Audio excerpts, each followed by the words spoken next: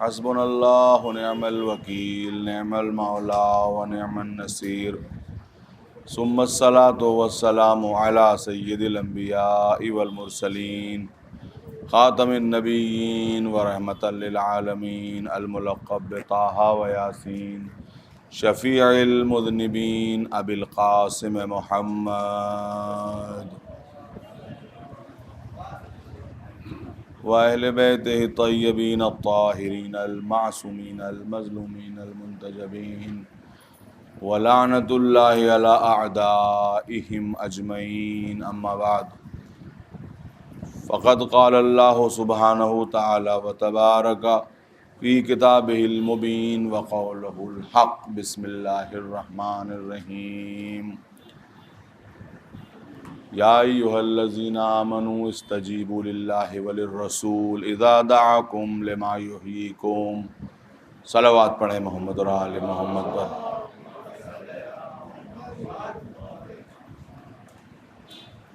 حضرات مومنین،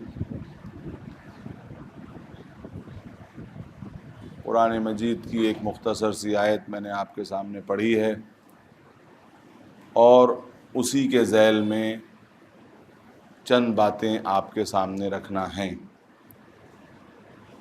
اور انشاءاللہ اسی آیت کے ذیل میں اگلا سلسلہ کلام بھی جاری رہے گا۔ یہ آیت ہے کہ اے وہ لوگو جو ایمان لائے ہو، اللہ اور اس کے رسول کی آواز پر لبیک کہو،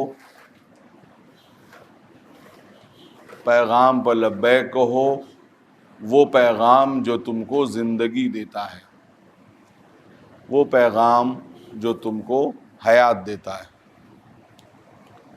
تو اب دیکھنے کی بات یہ ہے مومنین اور حضرات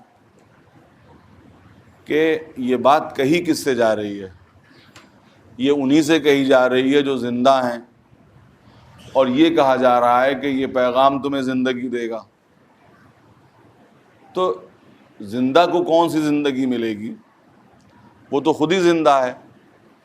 تو یہ کیوں کہا جا رہا ہے کہ آپ کو زندگی مل جائے گی؟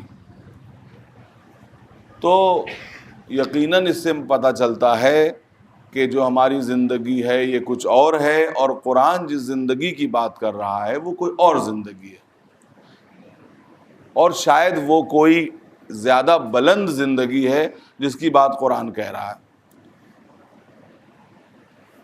یہ کون سی زندگی ہے جو مل جائے گی؟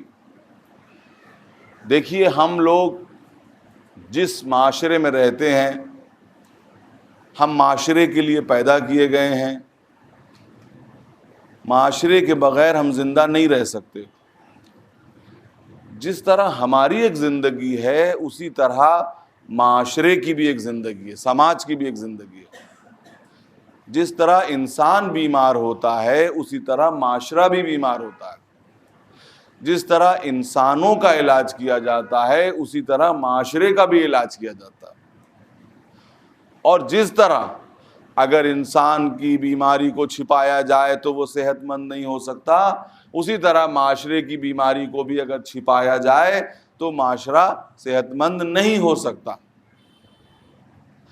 اس بیماری کو بتانا ہوگا، اور جس طرح بیماری کی صحیح تشخیص نہ ہو تو علاج صحیح نہیں ہوتا، اسی طرح معاشرے کی بیماری اگر صحیح طرح سے ڈائیگنوز نہ ہو تو اس کا علاج نہیں ہو سکتا۔ تو بتانا ضروری ہے۔ جس طرح جسم کے لیے صحت مند رہنے کے کچھ اصول ہیں، اسی طرح معاشرے کے صحت مند رہنے کے بھی کچھ اصول ہیں۔ آج میڈیکل سائنس کی ترقی کے ساتھ ساتھ اور سوشل میڈیا کی ترقی کے ساتھ ساتھ ہر آدمی کو یہ معلوم ہے کہ صحت مند رہنے کے اصول کیا ہیں۔ صبح اٹھ کے ٹہلیے تو آپ صحت مند رہیں گے، آپ زیادہ تیل مسالے کی چیزیں نہ کھائیے تو آپ صحت مند رہیں گے۔ غور فرما رہے ہیں نا آپ؟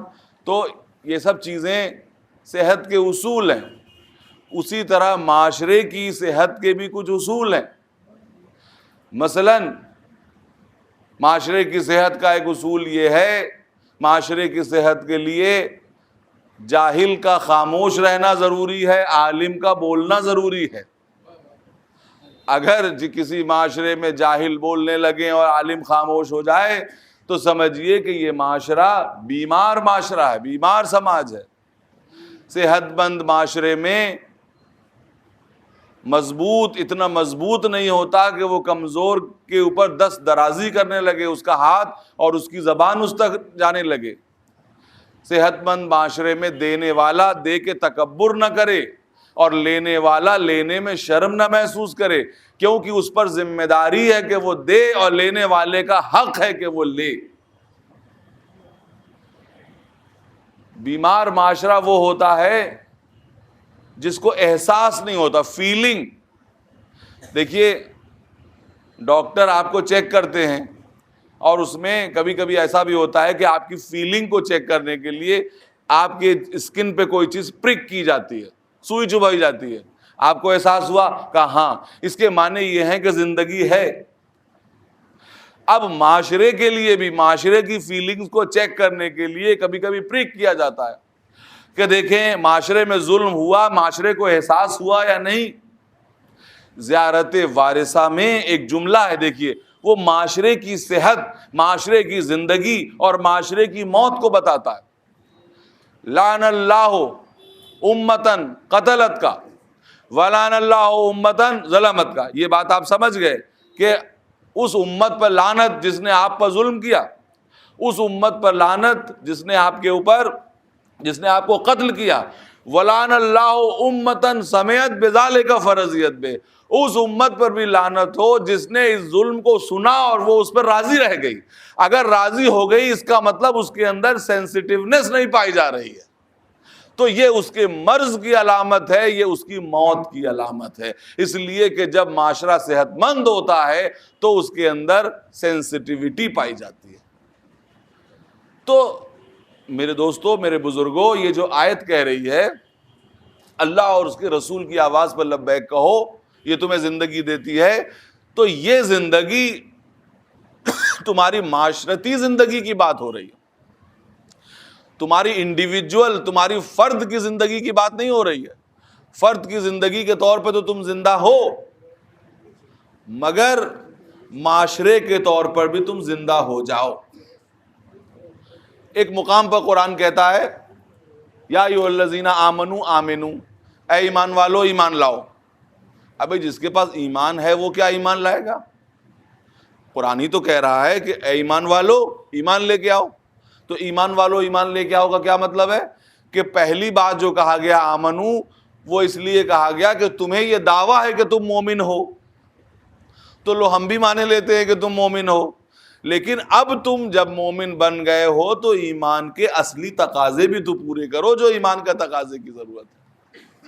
تو اسی طریقے سے قرآن کہہ رہا ہے کہ زندہ تو ہو، مگر یہ تمہاری جو زندگی ہے، جس زندگی کی تم بات کر رہے ہو، جس کے مرنے سے تم بہت ڈرتے ہو، وہ کون سی زندگی ہے؟ وہ زندگی ہے کہ جب رگوں میں خون دوڑ رہا ہو، جب دل دھڑک رہا ہو، جب جسم گرم ہو، جب اعضاء و جوارح رسپونڈ کر رہے ہوں، جب آنکھوں میں ٹارچ ماری جائے تو پتلیاں سکڑ رہی ہوں اور پھیل رہی ہوں، ایکسپینڈ کر رہی ہوں اور سکڑ رہی ہوں۔ بھئی ڈاکٹر یہی سب چیزوں کے ذریعے سے تو موت و حیات کا پتہ لگاتا ہے۔ خدا نہ کرے اگر کسی کے مرنے کی بات آ جائے تو کچھ لوگ تو خود ہی بتا دیتے ہیں، اتنے تجربے کار ہوتے ہیں، لیکن آخری فیصلہ کس کا ہوتا ہے؟ ڈاکٹر کا ہوتا ہے۔ ڈاکٹر آیا کیسے فیصلہ کرتا ہے؟ کیا وہ حیات اور موت کے راز سے واقف ہے؟ راز سے واقف نہیں ہے۔ اگر راز سے واقف ہوتا تو مردے کو زندہ کر دیتا۔ لیکن ڈاکٹر کیا کہتا ہے؟ وہ یہ کہتا ہے ہماری کچھ علامتیں ہیں، آپ نے ایسے لگایا تھا، ہم آلہ لگا کے اسٹیتھوسکوپ لگا کے دیکھے لیتے ہیں، دل دھڑک رہا ہے تو زندہ، دل دھڑک نہیں رہا ہے تو مردہ۔ ہم انجیکشن لگا کے دیکھتے ہیں، اگر انجیکشن پاس ہو رہا ہے تو زندہ، نہیں پاس ہو رہا ہے تو مردہ۔ جسم کو دیکھتے ہیں، گرم ہے تو زندہ، سرد پڑ گیا تو مردہ۔ لیکن دیکھیے قرآن کریم کی جو ڈیفینیشن ہے زندہ اور مردہ کی وہ ذرا سا ڈیفرنٹ ہے۔ وہ کیا بتاؤں گا آپ کو کہ قرآن کبھی کبھی لاشوں کو زندہ کہتا ہے اور زندہ کو لاشیں کہتا ہے۔ قرآن کبھی کبھی لاشوں کو زندہ کہتا ہے، زندہ کو لاشیں کہتا ہے۔ کبھی کبھی میدان میں پڑی ہوئی کٹی پھٹی لاشوں کے لیے ارشاد ہوتا ہے کہ جو اللہ کی راہ میں مر جائیں ان کو مردہ نہ کہو بلکہ وہ زندہ ہیں۔ اور کبھی کبھی یہ کہتا ہے کہ معاشرے میں بہت سے لوگ ہیں جو اپنی لاشوں کو اپنے کندھوں پہ لیے پھر رہے ہیں، چلتی پھرتی لاشیں۔ تو یہ کون سی زندگی ہے؟ تو قرآن بیان کرے گا کہ دیکھو وہ جو زندگی کی بات تم کر رہے ہو رگوں میں خون دوڑنے والی، وہ زندگی تو حیوانوں کے پاس بھی ہوتی ہے۔ یہی چیز ہے، کتے کی رگوں میں بھی خون جاری ہوتا ہے، اس کا دل بھی دھڑکتا ہے۔ لیکن ہاں اگر تم اصل زندگی چاہتے ہو تو اس زندگی کی بات کرو جو انسانی زندگی ہوا کرتی ہے۔ انسانی زندگی حیوانی زندگی سے ذرا اوپر ہوتی ہے۔ اب یہ دیکھیں کہ تمہارے اندر تھوڑا بہت کچھ رسپونڈ ہو رہا ہے کہ نہیں۔ اب دیکھیے ڈاکٹر جب جسم کی زندگی کا فیصلہ کرتے ہیں تو کسی جگہ پر ہٹ کرتے ہیں کہ دیکھیں رسپونڈ ہو رہا ہے کہ نہیں۔ قدرت کہہ رہی ہے کہ جس طرح جسم کو ہٹ کیا جاتا ہے اسی طرح ہم تمہاری روح کو ہٹ کریں گے اور دیکھیں رسپانس آ رہا ہے کہ نہیں آ رہا ہے۔ اگر رسپانس آ رہا ہے تو تم زندہ ہو، رسپانس نہیں آ رہا ہے تو تم مردہ ہو۔ صلوات پڑھیں محمد آل محمد۔ یہ زندگی کیسے ناپیں گے؟ یہ کون سی زندگی ہے؟ تو قدرت نے کہا کہ دیکھو ایک اور زندگی ہے جو تمہارے اندر سانس لے رہی ہے۔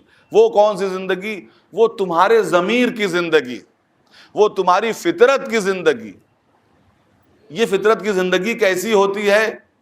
قدرت نے کہا کہ دیکھو جب ہم بچے کو پیدا کرتے ہیں، چاہے وہ ہندو ہو، مسلمان ہو، عیسائی ہو، یہودی ہو، جو ہو،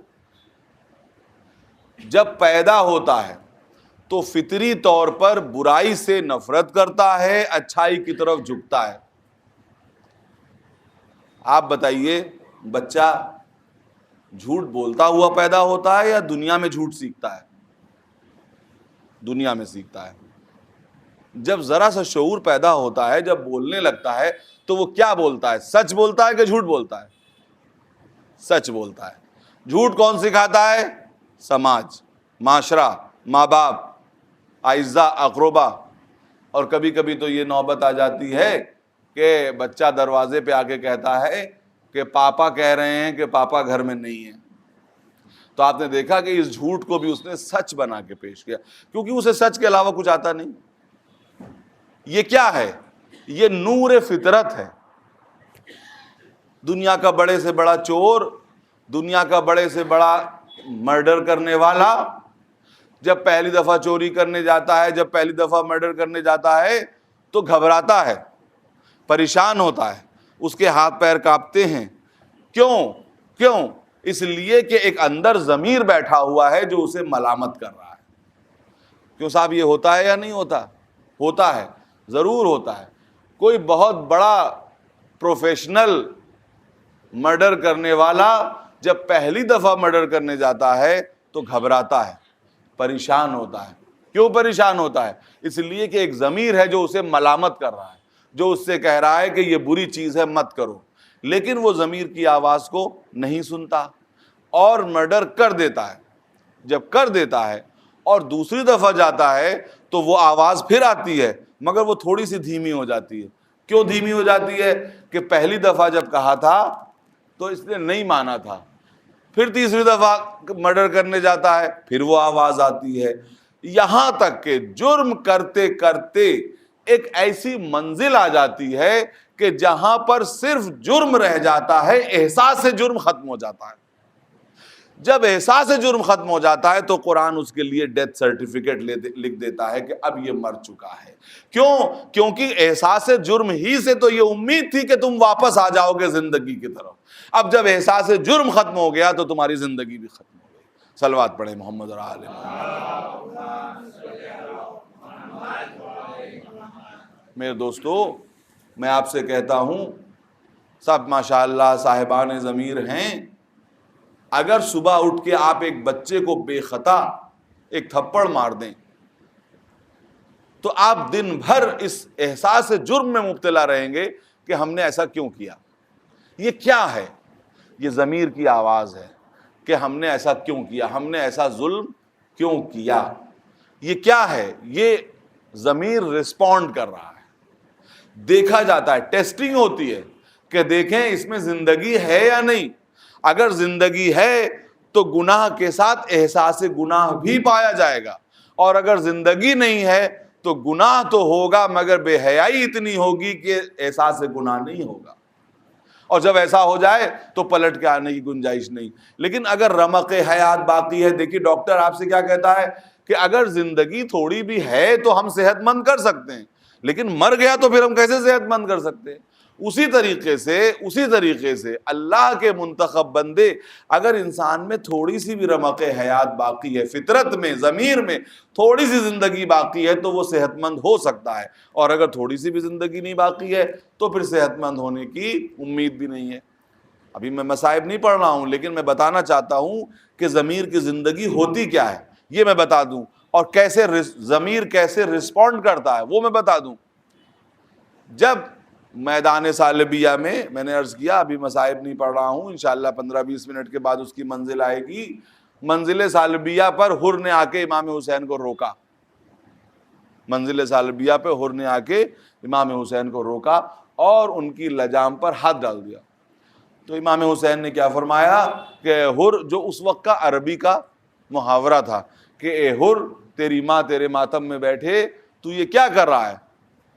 تو حر کیا کہتا ہے؟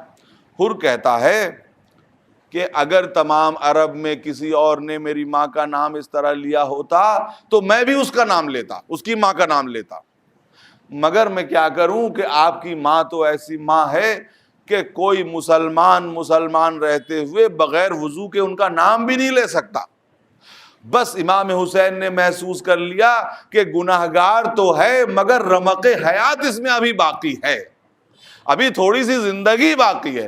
تو آپ نے دیکھا کہ امام حسین اس طبیب کا نام ہے کہ جس میں تھوڑی سی زندگی باقی تھی, اس کو عصر عاشور آتے آتے, روز عاشور آتے آتے صحت مند ضمیر کا انسان بنا دیا, اس کو زندگی عطا کر دی. صلوات پڑھیں محمد رسول اللہ. آپ نے غور فرمایا کہ یہ کون سی زندگی کی بات اسلام کر رہا ہے. اسلام اس آیت میں اس زندگی کی بات نہیں کر رہا ہے کہ جس میں خون رگوں میں دوڑتا ہے, بلکہ اس زندگی کی بات کر رہا ہے کہ ضمیر کے اندر جو ویلیوز اور اقدار ضمیر کے اندر دوڑتی ہے نا. اور یہ دیکھا جائے اب قرآن کیا کہنا چاہ رہا ہے, کہنا کیا چاہ رہا ہے کہ انسان کی زندگی اور موت کو اس بات سے ٹیسٹ کرو جیسے ڈاکٹر زندگی کو ٹیسٹ کرتا ہے کہ رسپونڈ کر رہا ہے جسم کے نہیں, اسی طرح سے نیکی کی بات سے اس کو ٹیسٹ کرو. اگر نیکی پر وہ رسپونڈ کر رہا ہے تو اس کا مطلب ابھی ضمیر میں زندگی باقی ہے, اور اگر نیکی کی بات پر رسپونڈ نہیں کر رہا ہے تو ضمیر بھی مردہ ہو چکا ہے, چاہے بھلے ہی وہ خود کتنا صحت مند نظر آ رہا ہو, کتنا ہی صحت مند نظر آ رہا ہو, لیکن روحانی طور پر وہ مر چکا ہے. کیونکہ قدرت کیا کہہ رہی ہے کہ اللہ اور رسول کی آواز, اس کے نمائندوں کی آواز پر لبیک کہنا یہی زندگی کی علامت ہے. اب یہ دیکھیں کہ ان کی بات پہ توجہ کسی کی ہے یا نہیں. اسی لیے قرآن میں جگہ جگہ پیغمبر سے کہا گیا ہے کہ آپ زندوں کو ڈرائیے. تو زندوں کو ڈرانے کا کیا مطلب ہے؟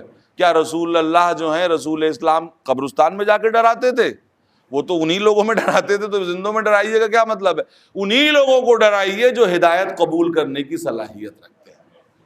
ان کو بتائیے کتنے ایسے ہیں کہ جو اب مثلاً ابو لہب چچا تھا سگا, ابو جہل جس کو ابو الحکم کہا جاتا تھا وہ بھی نبی کا کہیں نہ کہیں سے رشتہ دار ہوتا تھا, قریش کا ایک فرد تھا, لیکن چونکہ یہ وہ لوگ تھے کہ جن کے ضمیر مر چکے تھے, ان کے سامنے اچھی سے اچھی گفتگو آپ رکھ دیجئے, لیکن ہاں جس کے اندر ضمیر بیدار تھا اس نے رسپونڈ کیا.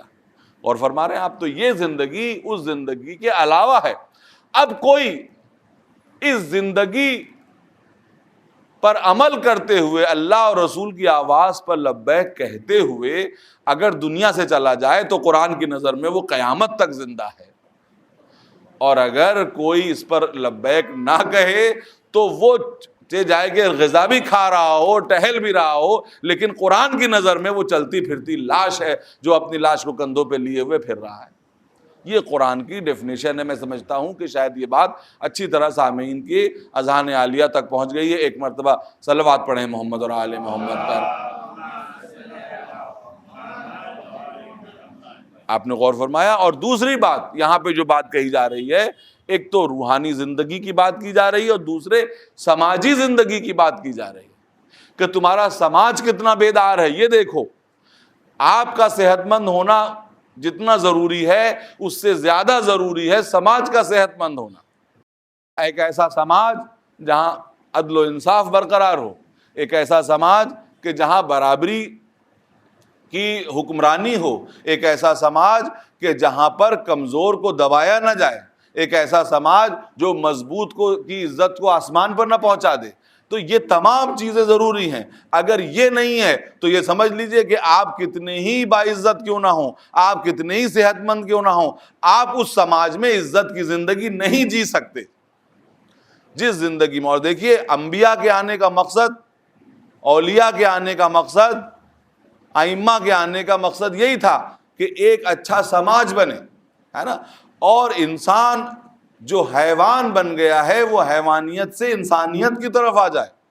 دیکھیے، اسلام کو اس سے دلچسپی نہیں ہے کہ کتنے غیر مسلمان بنتے ہیں، بلکہ اس سے دلچسپی ہے کہ کتنے حیوان ہیں جو انسان بن جاتے ہیں، کیونکہ بہت سے چلتے ہوئے جانور ہیں۔ اگر انسان کی زندگی صرف کھانے پینے اور بیوی بچوں تک سمٹ کے رہ جائے تو یہ سمجھیے کہ یہ صرف حیوان ہے، اس لیے کہ حیوان کی زندگی بس انہی چیزوں تک سمٹ کے رہ جاتی ہے، صرف کھانے۔ اور پیغمبر کی حدیث ہے کہ اگر کوئی انسان صبح اس حالت میں کرے کہ اس کے ذہن میں صرف اپنی اور اپنے بیوی بچوں کی فکر کے علاوہ کوئی اور فکر نہ ہو، تو سمجھ لیجئے کہ رسول اسلام اس کو مسلمان ماننے پر تیار نہیں۔ دین اس لیے آیا، دین کی اسپرٹ یہ ہے میرے دوستو کہ دین اس لیے آیا کہ انسان کو دینے پر راضی کر دے۔ انسان اپنی ہوس کا پتلا ہے جو ہمیشہ لے لینا چاہتا ہے۔ حیوانیت بھی لے لینا سکھاتی ہے۔ آپ نے کوئی حیوان ایسا دیکھا کہ جو دے دینا چاہتا ہو؟ نہیں، حیوان لے لینا جانتا ہے، دینا نہیں جانتا۔ قدرت یہ کہتی ہے کہ ہم تمہیں اپنے آئینے کی طرح بنانا چاہتے ہیں۔ اللہ کی تمام صفات کو اگر نچوڑیں تو ایک صفت بنتی ہے کہ وہ بے نیاز ہے، وہ دینا جانتا ہے، وہ لینا نہیں جانتا، وہ دینا جانتا ہے۔ وہ یہ چاہتا ہے کہ دیکھو میری اس صفت کو فالو کرتے ہوئے تم بھی دینے والے بن جاؤ، لینے کی عادت نہ ڈالو، دینے کی عادت ڈالو۔ جب تم دینے کی عادت ڈالو گے تو تمہارے اندر الہی صفات آ جائیں گے۔ دینے پہ تیار ہو جائے انسان، اپنی پسینے کی کمائی ہوئی دولت میں کسی اور کا حق قبول کر لے۔ کتنی بڑی بات ہے حضور۔ آج دنیا یہ کہتی ہے کہ دین لے لینا سکھاتا ہے، دین چھین لینا سکھاتا ہے، دین نفرت کرنا سکھاتا ہے، دین جھگڑا کرنا سکھاتا ہے، دین خون بہانا سکھاتا ہے۔ بھائی، دین اس لیے آیا تھا کہ آپ اپنی دولت میں کسی غریب کا حق تسلیم کرنے پر تیار ہو جائیں۔ خود وہ دولت جس کو آپ نے اپنے صلاحیت سے کمایا، وہ دولت جس کو آپ نے اپنے پسینے سے کمایا، وہ دولت کہ جس کے لیے محاورتاً خون پسینہ لفظ استعمال کیا جاتا ہے، لیکن اس کو آپ دوسرے کا حق بھی تسلیم کر لیجیے۔ دیکھیے کتنا نازک مزاج ہے اس دین کا کہ پہلے تو آپ کمائیں تو جائز طریقے سے، کہیں ایسا نہ ہو۔ اب کمانے میں جائز اور ناجائز کا کیا مطلب ہے؟ اس لیے کہ اگر تم نے ناجائز طریقے سے کمایا تو تمہاری زندگی کا سامان تو ہو جائے گا، سماج کی موت کا سامان فراہم ہو جائے گا۔ تو سماج کی موت کے لیے تمہیں کمانا بھی ہے تو جائز انداز میں، اس کے بعد تم نے حقوق ادا کیے، حقوق ادا کرنے کے بعد وہ جائز غذا کھانے کے لیے تم اپنے گھر میں بیٹھے، دسترخوان بچھا، بیوی نے انواع و اقسام کی چیزیں تمہارے سامنے لا کے لگا دی، وہ سب کھانا تمہارے لیے جائز ہے۔ آپ نے لقمہ اٹھایا، اپنے منہ تک لے گئے، دین کی آواز آئی، بس ذرا ایک لمحے کے لیے رک جاؤ، ایک آخری بات اور دیکھ لو، اس کے بعد کھا لینا۔ وہ کیا ہے کہ بس اتنا اور انشور کر لو کہ کہیں تمہارا پڑوسی تو بھوکا نہیں بیٹھا ہوا ہے، اور اگر تمہارا پڑوسی بھوکا بیٹھا ہوا ہے تو تمہارا کھا لینے کو ہم قبول کرنے کے لیے تیار نہیں ہیں۔ اور یاد رکھو کہ اس پڑوسی کے لیے مذہب کی قید نہیں ہے، وہ ہندو ہو، وہ اہل کتاب ہو، وہ پارسی ہو، وہ زردشتی ہو، کوئی مذہب کا ماننے والا ہو، اگر تمہارا پڑوسی ہے تو اس کو کھلانا تمہارا فرض ہے۔ آپ بتائیے کہ کہاں ایک طرف مذہب کا یہ تصور ہے اور کہاں دنیا مذہب کا وہ تصور پیش کرتی ہے۔ مذہب یاد رکھیے کہ ہمیشہ انسان کے ضمیر کو جھنجھوڑتا ہے اور ضمیر کو ایڈریس کرتا ہے میرے دوستو۔ اب آپ یہ بتائیے کہ جس دین کا اتنا نازک مزاج ہو، وہ چاہتا ہے کہ آپ اپنے بچوں کو کھلائیں، مگر وہ یہ بھی چاہتا ہے کہ اگر پڑوس میں کوئی بچہ ایسا ہے کہ جس کا باپ اسے نہیں کھلا سکتا تو ان پھلوں کے چھلکے آپ اپنے دروازے پر نہ پھینکیے۔ کتنی بڑی بات ہے اور کتنی نازک مزاجی ہے دین کی کہ وہ یہ کہنا چاہتا ہے کہ دیکھو معاشرے کی زندگی اس میں ہے۔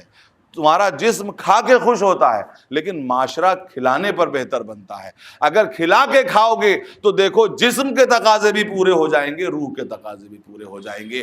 پہنا کے پہنو گے تو جسم بھی صحیح رہ جائے گا اور روح بھی برہنہ نہیں ہو پائے گی۔ صلوات پڑھیں محمد اور آل محمد۔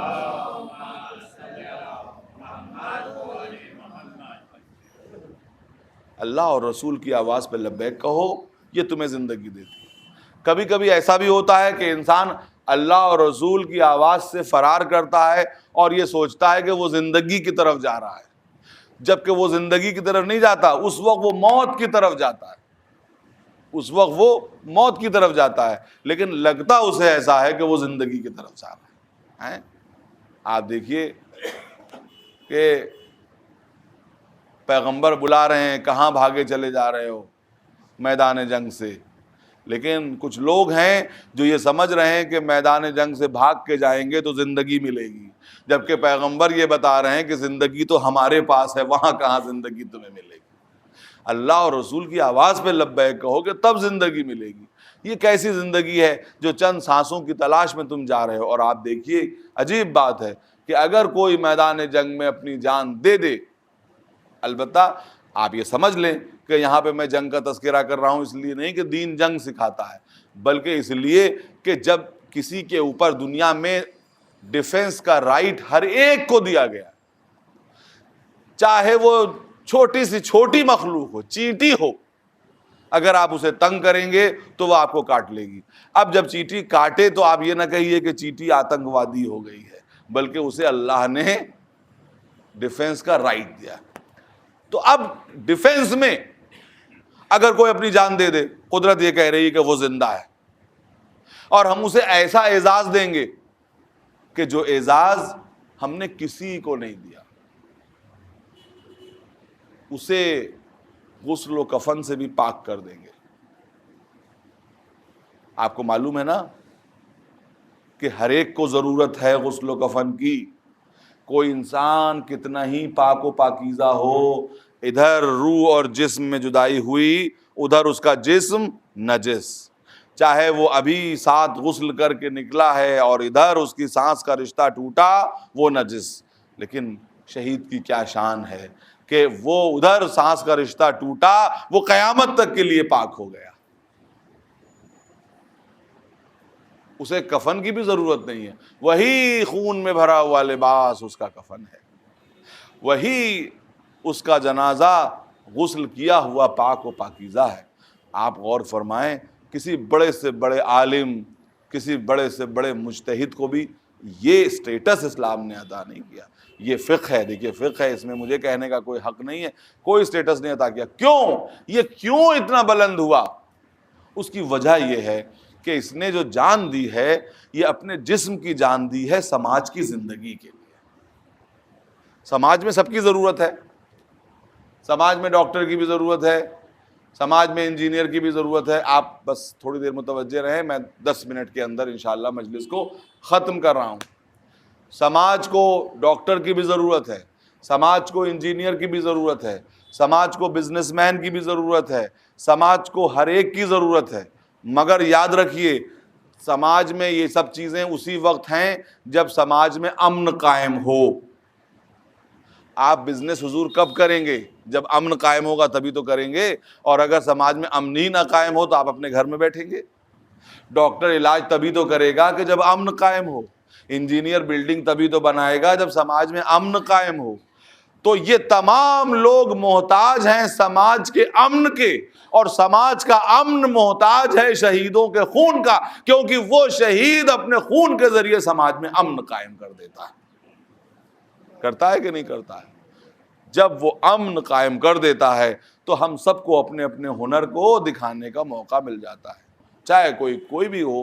میں ایک ادنا سا ٹیچر ہوں، لیکن یاد رکھیے حضور، میں ٹیچ تبھی تو کروں گا جب امن ہوگا، جب کلاس لگے گی، جب اسٹوڈنٹ آئیں گے. اور جب ایسا نہ ہو تو میں اپنے فن کا کیا مظاہرہ کر سکتا ہوں، یا کوئی بھی اپنے فن کا کیا مظاہرہ کر سکتا ہے؟ پتہ چلا کہ سماج کے سب محتاج، اور سماج ان لوگوں کا محتاج جو اپنی جان دے کے سماج میں امن و امان قائم کرتے ہیں. یہ ڈیفنس ہے. آپ کو معلوم ہے کہ دین نے کبھی بھی کہیں بھی، یہ میرا دعویٰ ہے کہ کبھی بھی آفینسو وار کو اپروو نہیں کیا، انڈورس نہیں کیا، بالکل نہیں. یہی وجہ ہے کہ مسلمانوں کی سب سے بڑی مصیبت یہی ہے کہ انہوں نے نبی کی وفات کے بعد یہ سمجھا کہ ہم زمین کو فتح کریں. قرآن یہ چاہتا تھا کہ اخلاق کے ذریعے تم انسانیت کو فتح کرو، علم کے ذریعے کائنات کو فتح کرو. انہوں نے سمجھا کہ ہم تلوار کے ذریعے زمین کے ٹکڑے فتح کر لیں گے. مگر جو اسلام کا سب سے بڑا سپاہی تھا، کون؟ جس کا نام علی ابن ابی طالب ہے، وہ ان پوری جنگوں میں کہیں نظر نہیں آتا. کیوں؟ اگر یہ جہاد ہیں تو پھر علی کیوں نہیں ہے؟ معلوم یہ ہوا کہ علی کے عمل نے بتا دیا کہ یہ جتنی باتیں ہیں علی اس سے اتفاق نہیں رکھتے ہیں. صلوات پڑھیں محمد اور آل محمد. ہمارے یہاں نبی کی زندگی کو آپ دیکھ لیجئے. بتائیے، میں آپ سے چیلنج دیتا ہوں اس بات کا کہ آپ بتائیں کہ نبی نے کہیں بھی جارحانہ جنگ کی ہے؟ کہیں جا کے نبی نے خود حملہ کیا ہے؟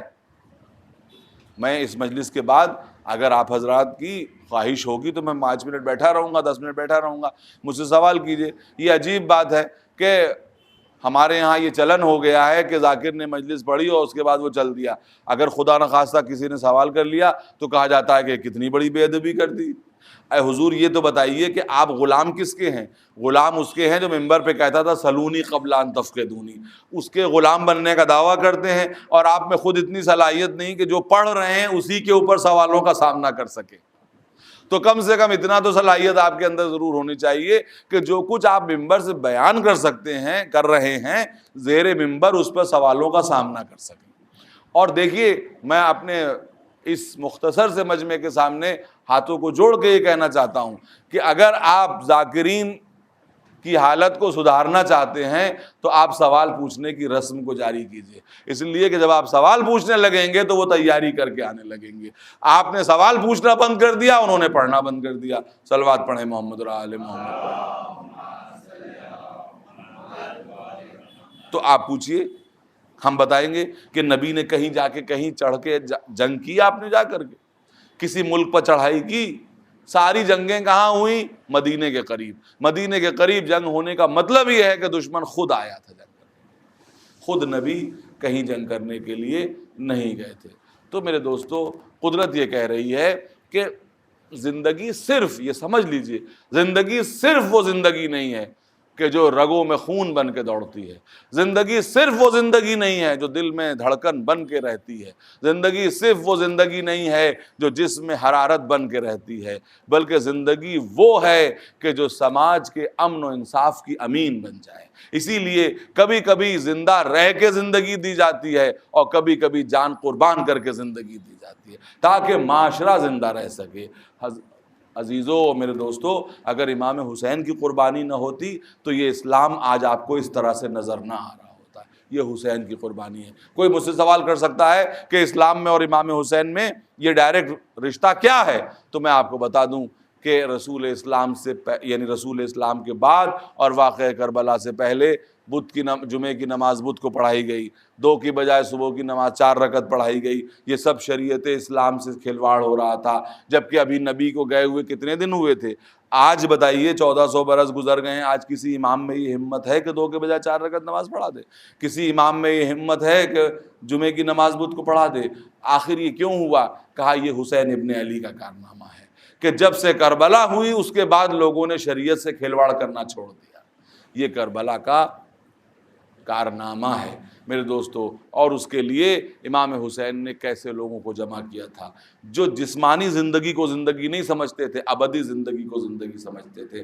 اور اگر کسی کو میرے کہنے پہ اتنی دیر کی تقریر پر شک ہے تو وہ خود امام حسین کی ذات کو دیکھ لے کہ وہ جسم جو 1400 برس پہلے ختم ہو گیا لیکن آج تک مومنین کے دل میں زندہ ہے۔ امام حسین صرف زندہ نہیں ہیں، خود زندگی بن گئے ہیں۔ زندہ اور زندگی کا فرق کیا ہے؟ زندہ اور زندگی کا فرق یہ ہے کہ زندہ وہ ہے کہ جس کو لوگ یاد کریں، زندگی وہ ہے کہ جو اس کے ساتھ مل جائے وہ زندہ ہو جائے۔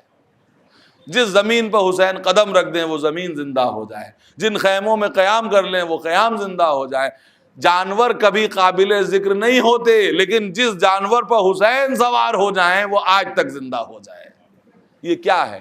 یہ زندگی کی علامت ہے یا نہیں؟ آپ بتا دیجئے مجھے، اگر آپ بتا سکیں تو مجھے بتا دیں کہ زندگی کی علامت ہے کہ نہیں۔ آج تک شبیہ ذوالجناح کیوں نکل رہی ہے؟ ذوالجناح کا کارنامہ نہیں ہے، کارنامہ حسینی ہے۔